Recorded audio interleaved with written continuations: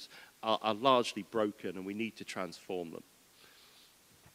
Great. Well, thank you.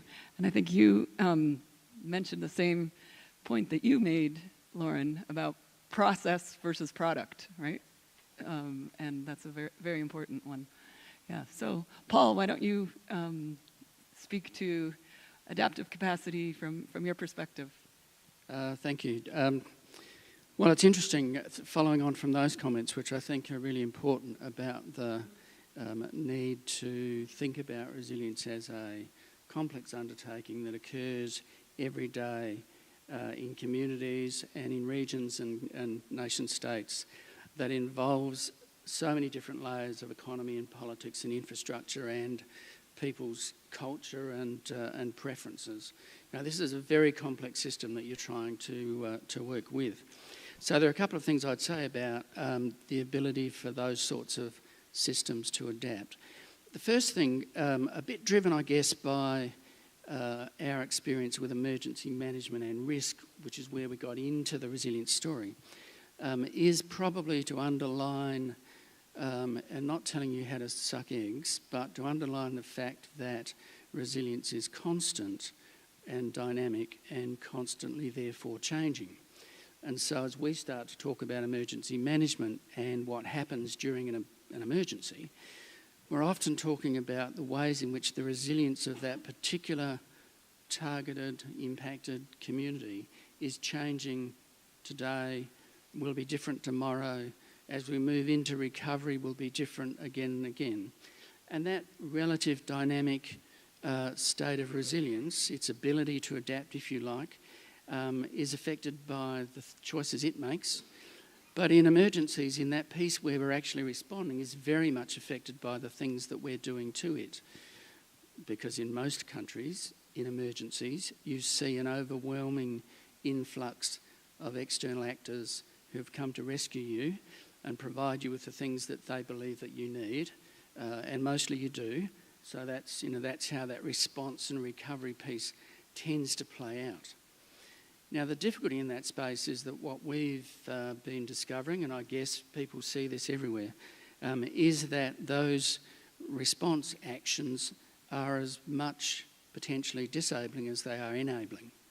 So that as an agency moves in and starts to do things, it can take away the opportunity for the community to do the things it wants to do. They can take away a sense of control from the community, and they can take away many of the resources the community might need as well. So a whole lot of effects during that stage. So that's interesting to us because I think there are ways in which we could start to think about building adaptive capacity as we respond to an event. You know, how can we be more positive in the contributions that we make as the event rolls out? In some ways, the more difficult question for us is what happens between events. It's that story about, in the olden days, in my day, we might have talked about the disaster cycle. The idea that we go preparation and response and recovery, and then we do another one. But it's that development stage in between that is particularly problematic, and it's what Jon's talking about. It's that stage where you haven't just had a disaster, so the attention's gone away, the cash has gone away, the politics has gone away. So how do you drive a community, a state, the governance and politics of that state to invest in the sorts of innovation and change that might make it more resilient? So I think, while I would say there's stuff we can do in the response phase, I certainly think that when you fall out of that emergency and post-emergency piece, you run out of support, and that's, I think, very difficult. Thank you. Yes. So next we have Ilaria from the city of Milan, and Milan is one of the 100 resilient cities. So we can hear a practical experience in Milan. Yes. Yes. Thank you. Thank you, and good afternoon, everybody. Thank you as well from my side for the invitation, and thank you to all the organizers for these amazing 2 days. Happy to be here, actually. I will try to give you an overview about how we are dealing with the issue of resilience and which has been our method.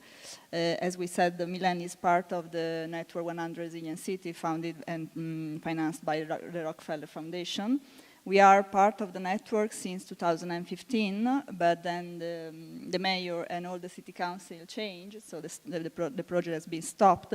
We took again the project back almost 1.5 years ago, and we went through all the process that is quite precise, that has been developed by 100 resilient cities together with other strategic partner, which is ARUP as well.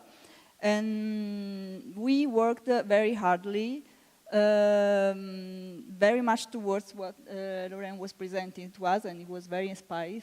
Thank you for this, because we think that adaptive capacities is very much related to knowledge. So actually what we did was trying to go through this process and this project together with of course, private stakeholder, companies, with other public bodies, etc., but as well with citizens. So we took the first preliminary analysis of shock and stress that was done in 2015, and in order to update that list, we organized different workshops, seminars, conferences open to the citizens, and with them we revised that list. What came out is actually a complex and integrated system of shock and stress. And I also think that this concept of the resilience is, of course, very much place-based, as you said during your presentation, but is as well, from my point of view, very time-based, because those events that were presented as shocks in 2015, they come out to be stress in 2018. So time and space are really like two factors that impact very much what we mean with resilience, so what we mean with possible resilient solution and actions. After this long, let's say, phase of stakeholder and citizen engagement, we deliver the first official document, which is the preliminary resilience assessment. And inside that document, we provide a sort of interpretative analysis, both with the qualitative and quantitative data of what we believe are the key issues that the city of Milan should face in the next year of the project. We are now in the phase of preparing our resilience strategy, so stay tuned, because it will be delivered before summer, hopefully. And again, this process has been done together with citizens and with stakeholders as well. Again, knowledge is the answer. Knowledge is the key. We need to make citizens understand what we are doing, what is resilience, and what is resilience for Milan, especially in 2018, again. I like the things that you said, that we need to use science to bring benefit to society. That's exactly the answer. They need to understand what we're talking about, why it's better to simply, I mean, we are dealing with very basic solution. You know, we have not so much money, we have very long process within the city council, etc., and blah, blah, blah. So even try to make them understand that it's much better to plant trees rather than to have parking lots is not so easy if you go through meetings with them, with citizens. This is a very basic thing, but this is the starting point in order to address the issue in a more complex way. Great. Well, we want to open it up to questions from the audience, but before doing that, maybe we'll just quickly go offer everybody an opportunity to just highlight some specific kind of opportunity, or what kind of what are some specific examples of things that you think, in your experience, have encouraged or inspired an enhanced adaptive capacity? Like if we take this approach of very dynamic, changing time, what gives you optimism, or an example of something that encourages this adaptive capacity that is so key? And maybe we can start with you and okay, go back, and then we'll open it up to questions. So I would tell a story about Charleston, South Carolina. So my organization is based in Washington, D.C., and that's not the most popular city in the United States, as it turns out. So when we started working in Charleston, they were not that thrilled that the government was coming in to tell them what to do, even though I'm not part of the government, but that it didn't matter in this sense. And we started talking about all the risks. We talked about the 19 natural hazards, and in this conversation, in this community setting, was going nowhere. I mean, nothing. It was like there was all this resistance. And so I said at the time, I said, we're going to take a break. And so my engineering mind went from a risk assessment to a consequence analysis, right? And so I said, okay, we're going to take a break. When we come back, over the break, I want everyone to think about what's the worst case scenario for Charleston. And in the room, to some of the points raised on the panel, here we had private sector, public sector, academia, NGOs. We had this real nice mix of people. So we come back from the break, and all of a sudden we had agreement from all these sectors that the most important thing was that Charleston at the time was like number 2 visited city in the world or in the country. I mean, it was like really high on tourist lists. And they were like, the most important thing that can never happen here is that we lose the tourists. And we get this nuisance flooding that affects our retail. And so all of a sudden we had earthquakes and blah, blah, blah. It came down to how do we retain the tourist trade and keep the tourists safe in this face of increasing nuisance flooding. It's not climate change, and it wasn't sea level rise. It was nuisance flooding. But here we had these two things, and all of a sudden, prior to the break, nobody could agree. And after it, when you flip it to say what makes us in this together, the tourists. And so the lesson I took from that is on your adaptive capacity. Suddenly now, the local government was talking about the tax base, and the proprietors were talking about their sales base, and they were really willing to work with each other.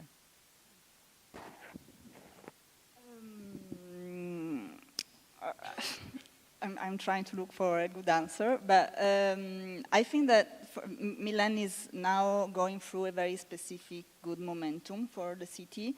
This momentum is we were talking about this even during the lunch, is a combination of different good factors that the city has been facing in the last decade, I would say 10 years or so.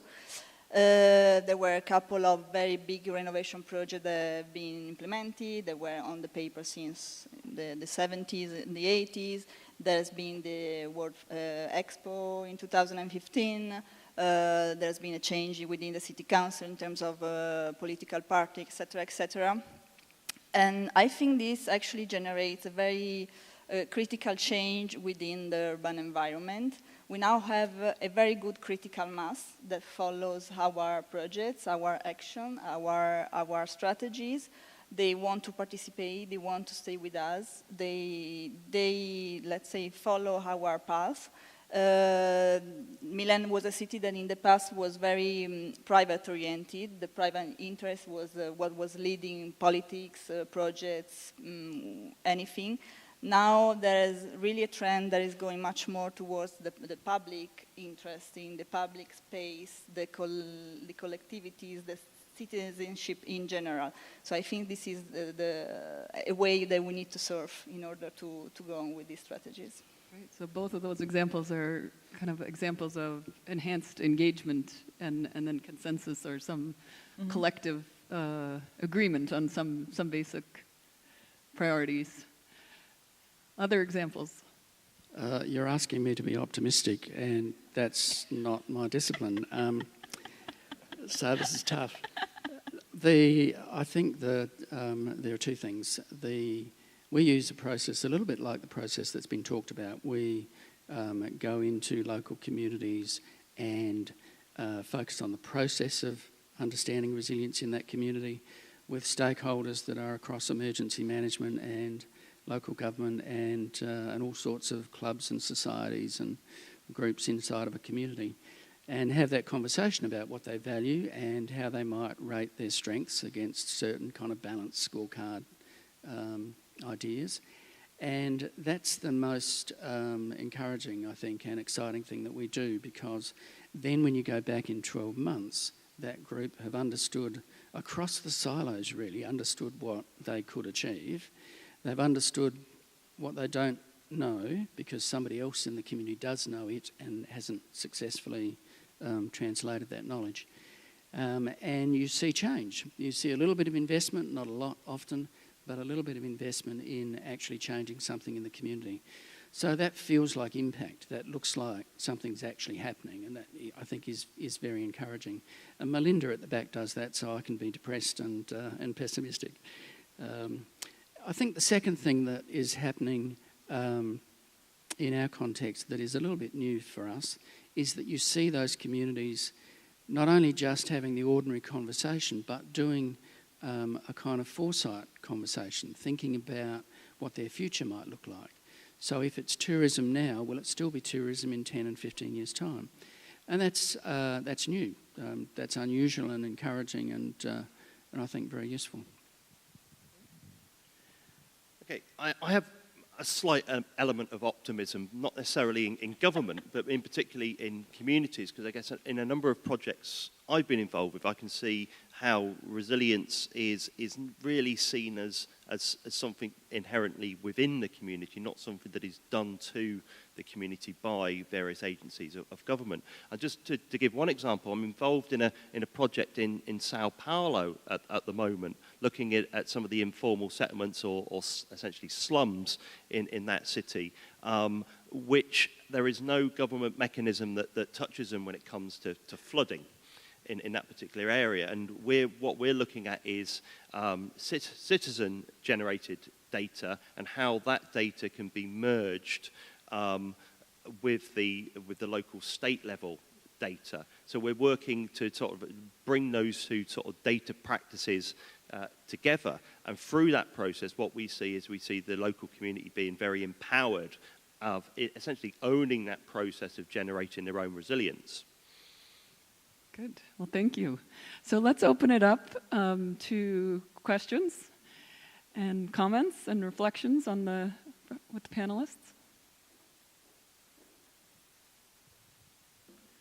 I think what you've all raised is very powerful and important about the process and the bottom-up inclusive nature of building resilience. But one tension that we've been wrestling with, and I'd be interested to see how you might be dealing with it, is that part of what is animating the resilience imperative is we're hyper-connected to systems that are outside the control of any locality. And so, in Boston, we get a lot of our power from Hydro-Quebec. And in New York, Manhattan is 24 hours of food, basically, that it gets from New Jersey. So as you're working to get the community kind of engaged and have a process, how do you deal with the fact that there are vulnerabilities they have and needs they have that are outside their direct control? Yeah, go ahead. If I could start, Steve, I just wanted to first agree that the systems, the things we rely upon, are often not in our own region or country. Australia, in fact, has something like 7 days, I shouldn't tell you this, 7 days of fuel supply on the continent, and then we're in a bit of trouble. So there are those kinds of relationships all over the world. One of the things I find interesting about understanding resilience, and I'll just throw this out there as an idea or challenge, as we understand better how to play with resilience, to work with a community or in a top-down way a nation-state and its relative resilience, the better we understand what the levers are, the more possible it is for, and I said this last night, for resilience to be weaponised, in the sense that you can disable resilience as well as you can enable resilience.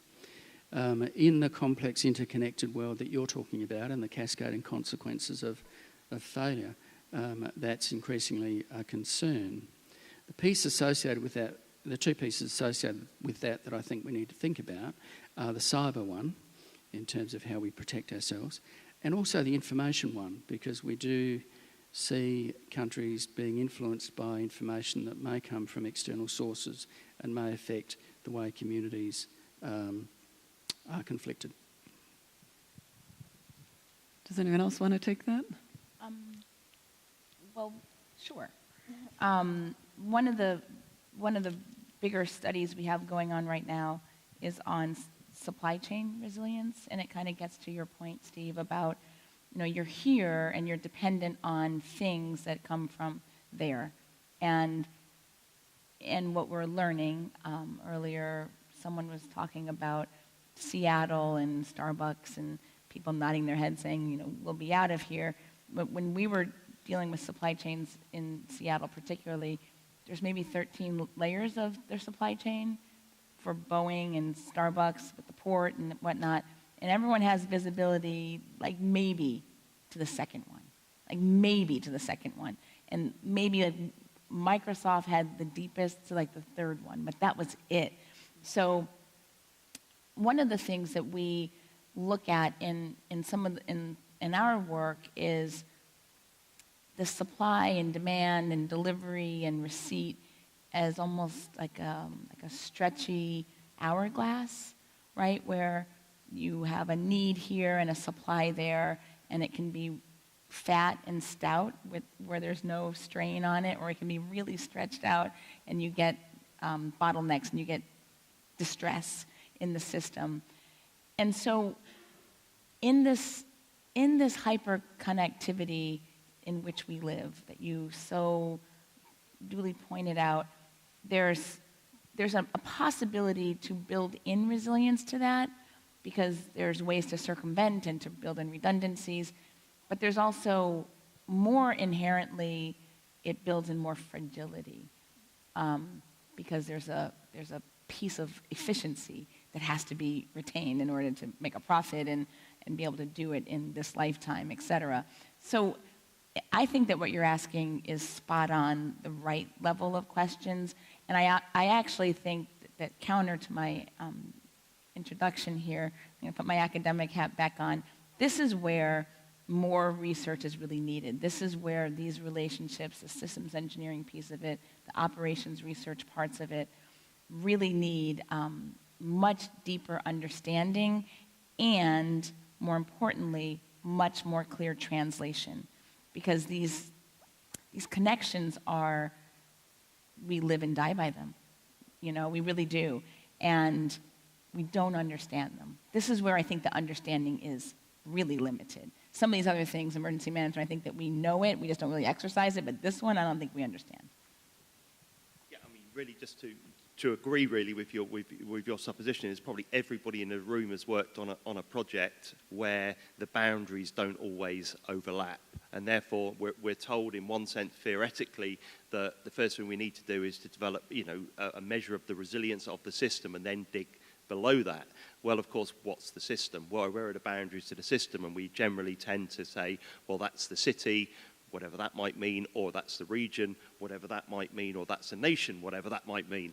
And that's very problematic. But my sense would be we focus where the impact is, where the need is, and that need would be at the local level. So yes, we acknowledge the sort of interlinked scale and nature of risk and threat and uncertainty, but with the focus, given our limited resources, will always be on where the impact's likely to be.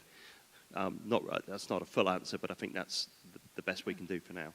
And I think following up on that is also just the possibility for locally sourced energy, right? Renewable energy can be distributed everywhere. Local food, more sustainability at the local, regional level in a locally appropriate way is another response there. So next question. Yeah, I have a follow-up question on that.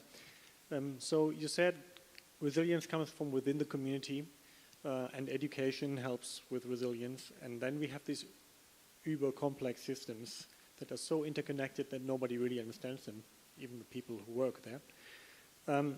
So if we analyze all these systems or the power supply of my local community, would it benefit resilience if each community was compelled to publish a complete risk and consequence analysis of everything that could happen? Would we have more resilience if everybody would be educated that way? Do you want to take that? Yeah, at the risk of going first again. The problem in our context is frequently that many of the things we depend upon are not owned or managed inside of the community that you're talking about.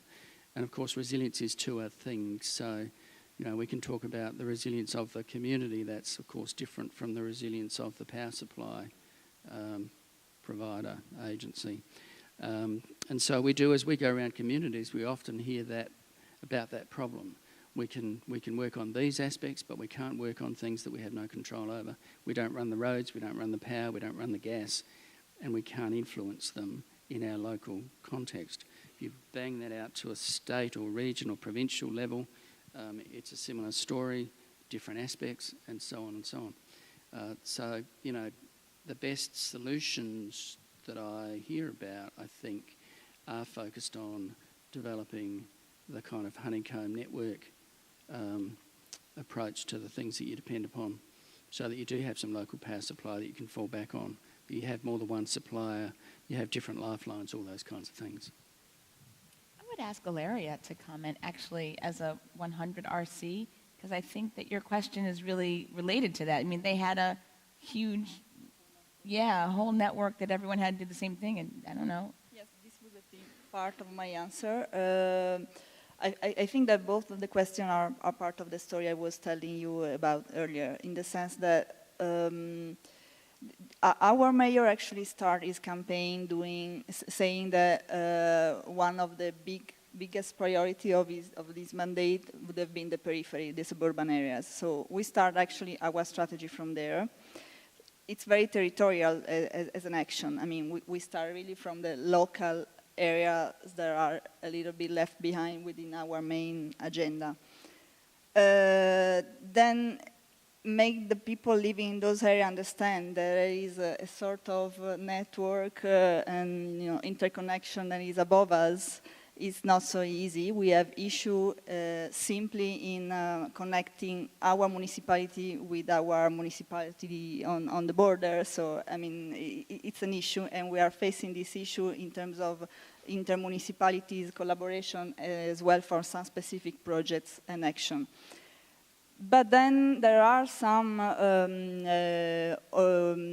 windows for opportunity, I would say. Once, above all, the municipality of Milan is now revising its land use plan, the Piano di Governo del Territorio government plan. And this is actually a tool, this has been a tool, still is, to, once again, make people understand which is the direction we would like the city to go. And within that plan and within with the action that are included in that plan, we are making people understand that we are as well part of biggest network like 100 Resilient City or like C40. And this network allows us first of all, a good collaboration with other cities and make people understand that Milan is doing as some other cities are doing all over the world and helps a little bit to show that this might be the right path. Good. Okay, so we have some question here and another one in the back, but we'll start with here.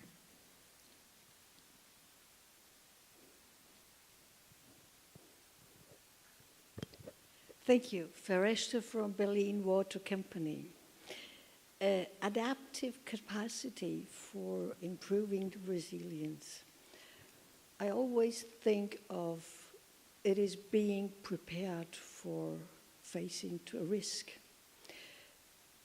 And today I have heard many, many issues, but I miss one point.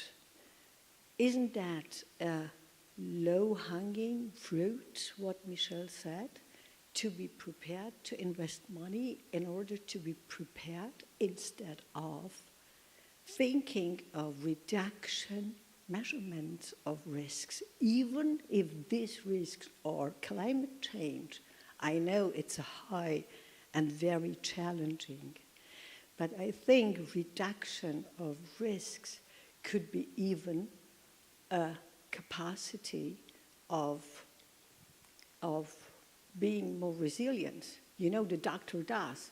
It is not an issue to be prepared for a diabetic disease.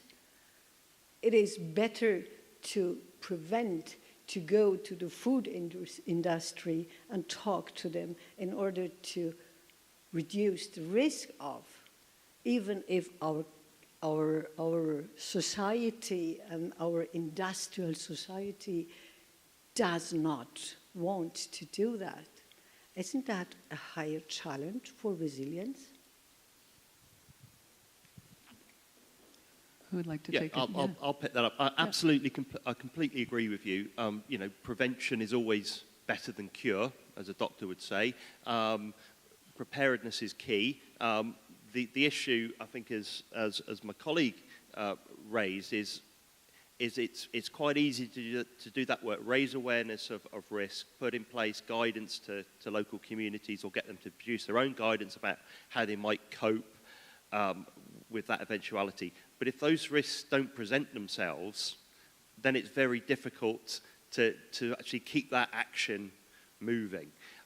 So I'll give an example, and I'll go back before the sort of the world of resilience to the 1990s and terrorism in London.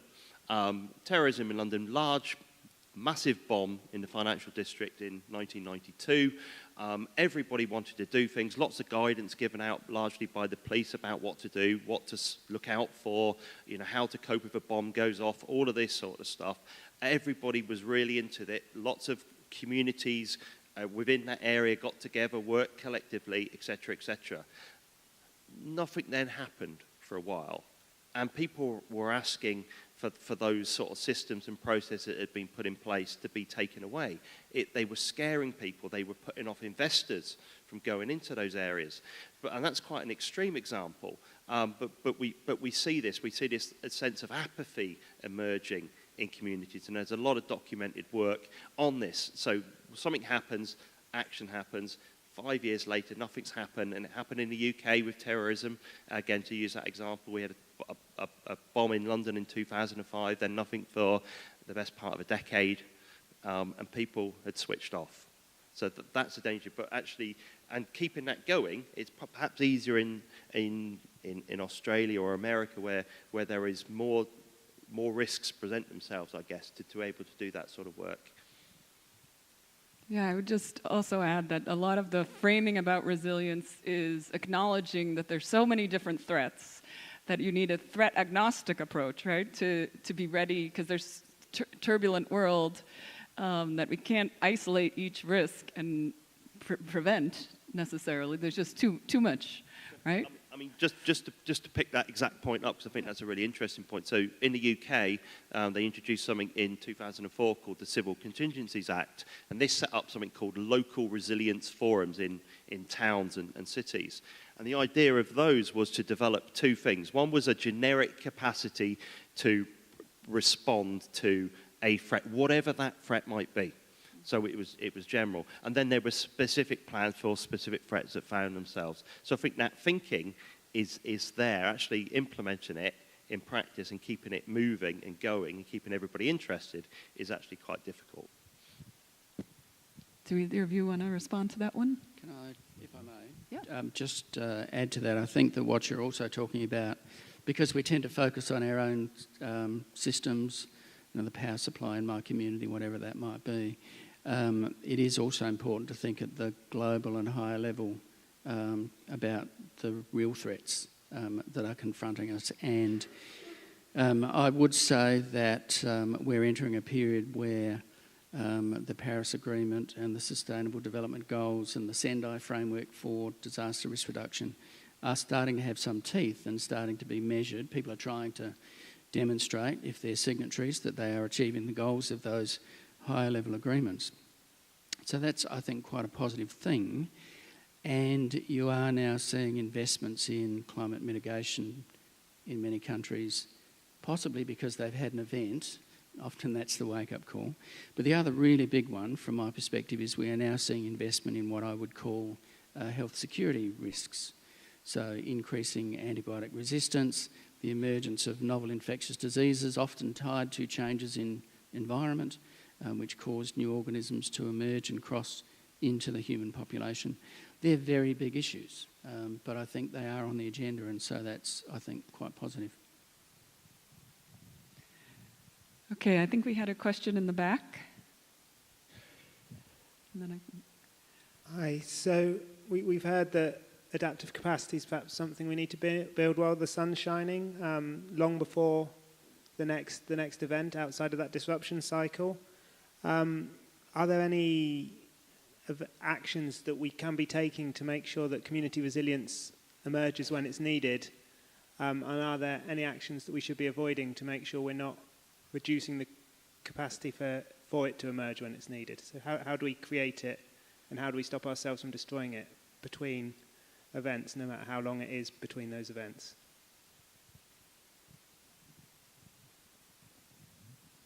Go ahead. I think that from my perspective, we see frequently between events a growing confidence in the emergency management systems of our countries and a sense of reliance on them. You know, they will be there, they will respond, they will rescue us, and we need to get away from encouraging that kind of attitude, I think. And then, as I alluded to earlier, I do think that when an event occurs, the way in which we respond to communities to rescue them, to do it to them, is counterproductive, and we need to find new ways of engaging with and working with affected communities.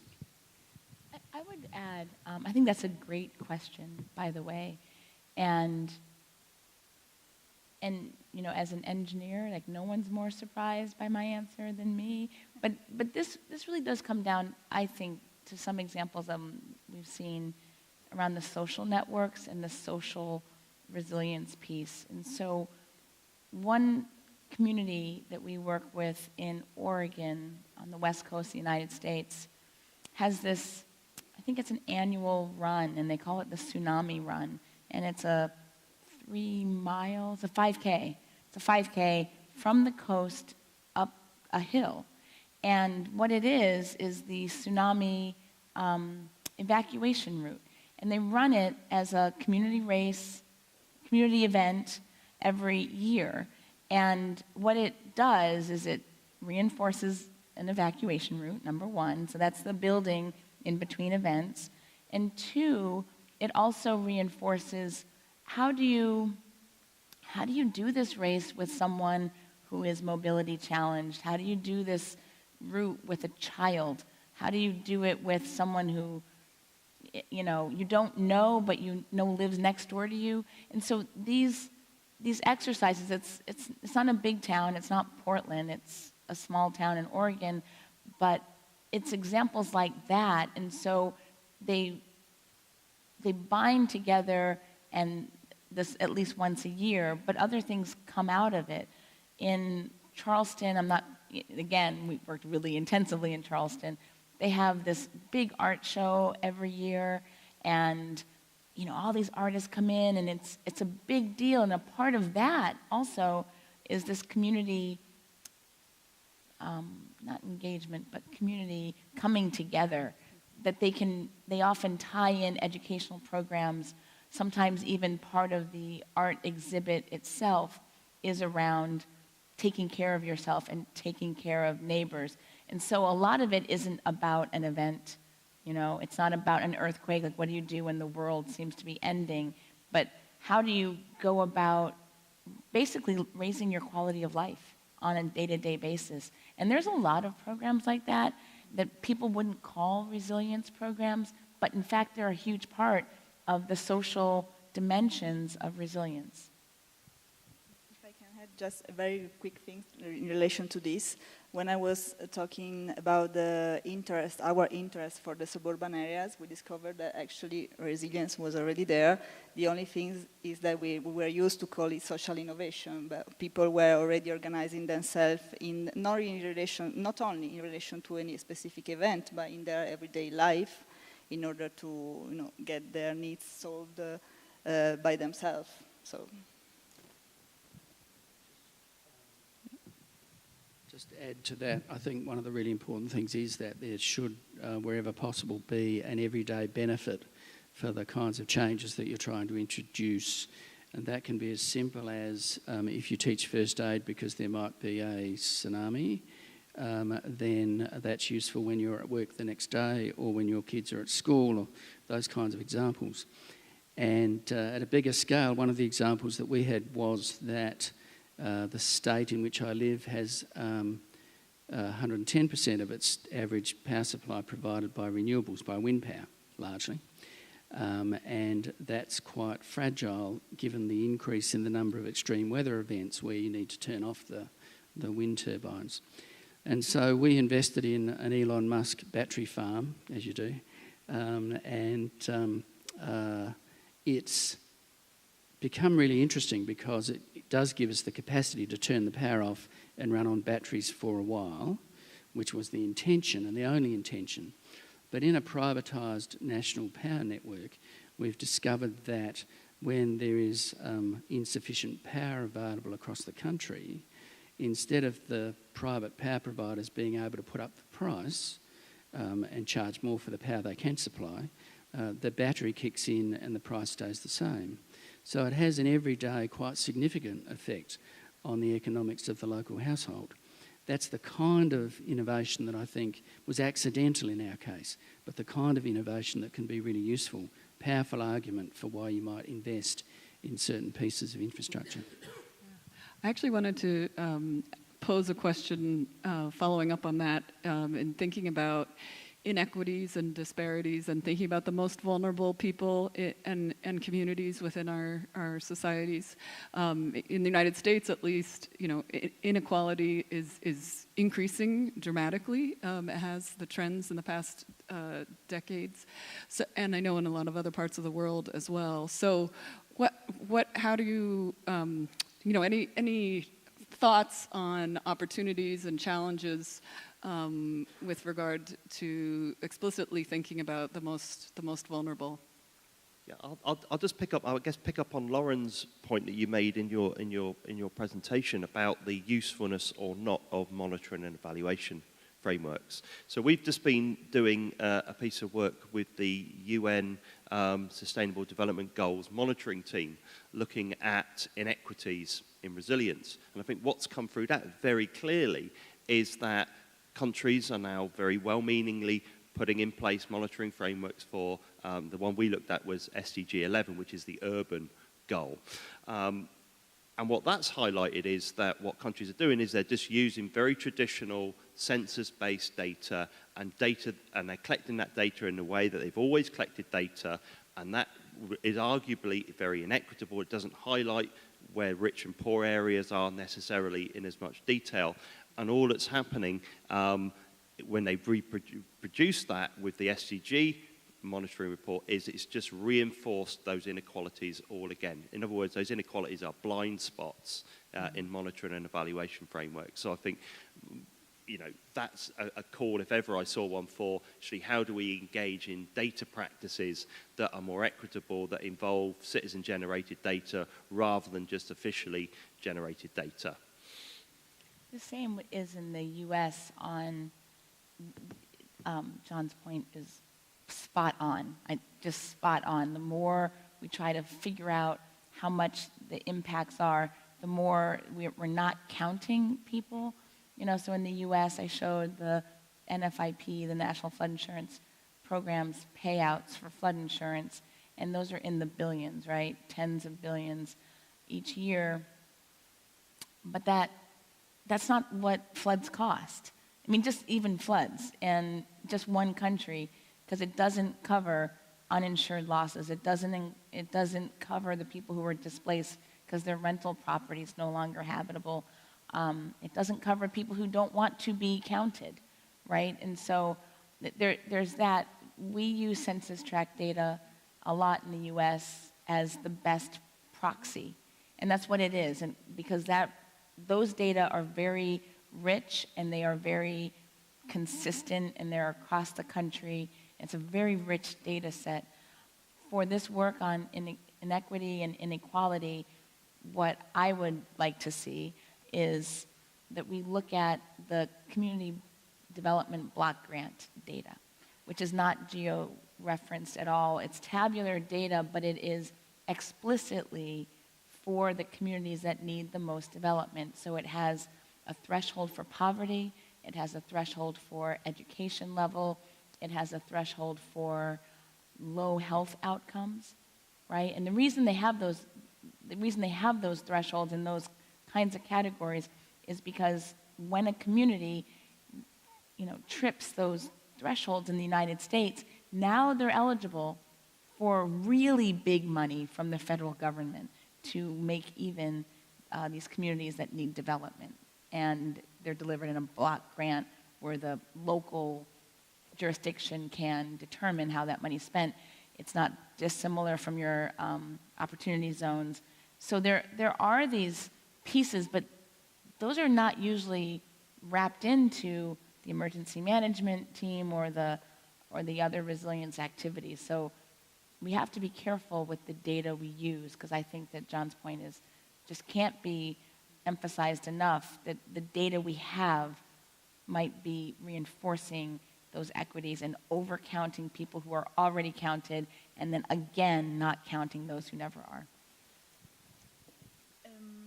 More in terms of methodology we are adopting to address the most vulnerable people and communities is the fact that one of the shocks that the city of Milan, through the stakeholder engagement, has identified is the social inequalities.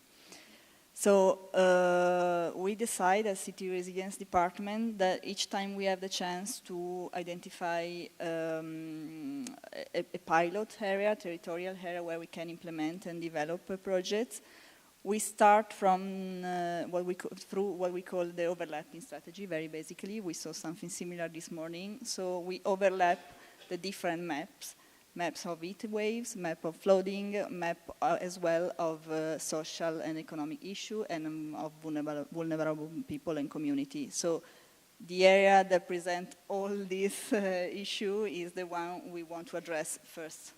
It's a method, we decide to use it each time we have the chance to, as I said, to identify an area in order to address all these issues at the same time.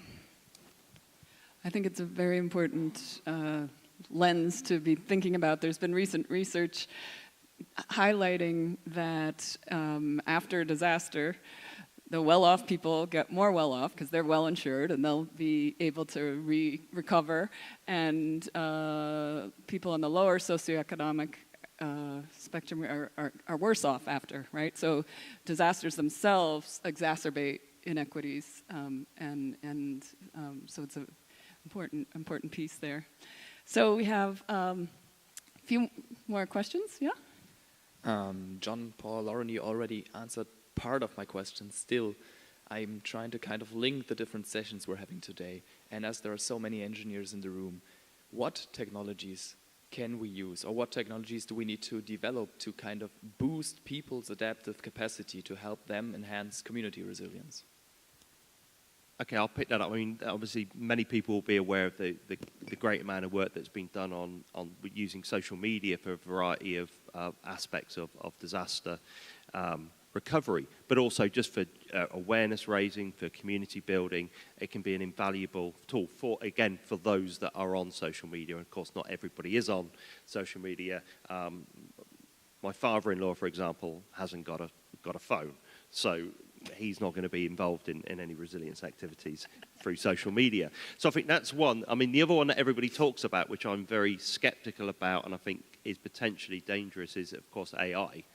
And actually the potential of that to have automated decisions made about where resources should be put in an event of a disaster, I think is a dangerous precedent to set. There's potential there, but it needs to be done very with ethical awareness at the forefront. Benjamin, I would say that there's a push and a pull. And I think in the academic community, which I consider myself part of, this is not, I'm not disparaging anyone here, our inclination is to push. And that if we know, we've studied, and we say, if we give whoever the information, we can trust them to make the right decision. And so there's this push.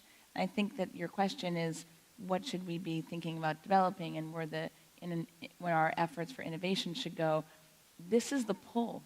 We can push it out there all we want, but if there's no one there to pick it up and pull it, so there is this piece that is hard for some of us. That's about listening. Like, what are people really saying they need? I mean, I would argue that we're not short on data. What we're short on is usable information. You know what I mean? And so I don't have the answer that you want, that we need a new model in this or that, but we do need to think that, for the basic research, that always should continue, I think, but there's a very applied side that can be shaped and influenced, not driven, of course, by what people need. There's also a perspective that many of our governments have invested heavily in technology, and the focus on research is in technological innovation, and less research and less investment has been made in the social innovation, right? And the deployment of the technologies that are developed. So there's a flip side in terms of thinking about how to prioritize that and balance the technological innovation and the social innovations. Do either of you want to? I'll just say too that I think the technology, of course, is the vehicle. It's the information and the way in which people engage with it and trust information. So there is a piece around education and communities and how people learn to check and find and trust the information that they're being given. One of my concerns there is extraordinary to me that the World Health Organization this year, in its top 10 threats to global health, quite a significant kind of a statement to make, has placed anti-vaccination movement on the list, which is very much around that social media and information and trust and science kind of question. I think we really do have an issue in that space. Okay, we just have a few more minutes if we want to get a last couple of questions. Hi, yeah, I'd like to throw you a bit of a spiky one. Having heard from this session and the previous one about sometimes disasters actually accelerating social inequality. So I'd like to ask the panel, and you can have a go, who wants to have a go first at this, be interesting. Is resilience for all compatible with capitalism? It's a big one. Of course, I'm an academic. I will say, well, it depends how you're defining capitalism. However, not really. I think they can coexist. But if we're talking about equity and justice, then no. It's a simple answer, but that's a personal perspective. Anyone else want to take that one? I have no idea. I think there was a last question maybe here in the middle table. Sorry? Okay, well, let's hear just the last two questions then. Here? Hi, good, this is on. I'm Walter Christman. I'm chairman of the Swiss Foundation, the Global Challenges Forum. I'd like to briefly make a comment, then offer up a question or a suggestion to the panel to respond. Today, 42% of the world's population is between the ages of 14 and 25. By the 2030, 11 years from now, when the UN Sustainable Development Goals for 2030 will be either achieved or not, 50% of the world's population will fit into this cohort. That would suggest that youth are not the future, they're the present. And what we know, even in almost youth everywhere, is that they're also digital natives and increasingly connected in extraordinary ways. So this would suggest to me that there may be a future in developing resilience around a movement that basically is youth-oriented and empowering youth to participate in the solving of the problems that we've handed over to them, and that most notoriously will be resilience problems.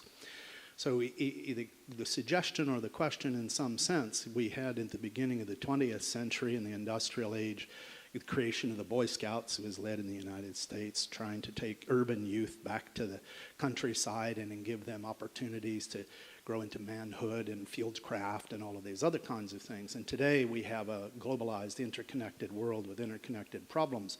Could not, in the bottom-up approach of community levels around the world, such as cities and the rest, that we empower youth to think about how they can be taking control of their future and building the next generation of resilience responses?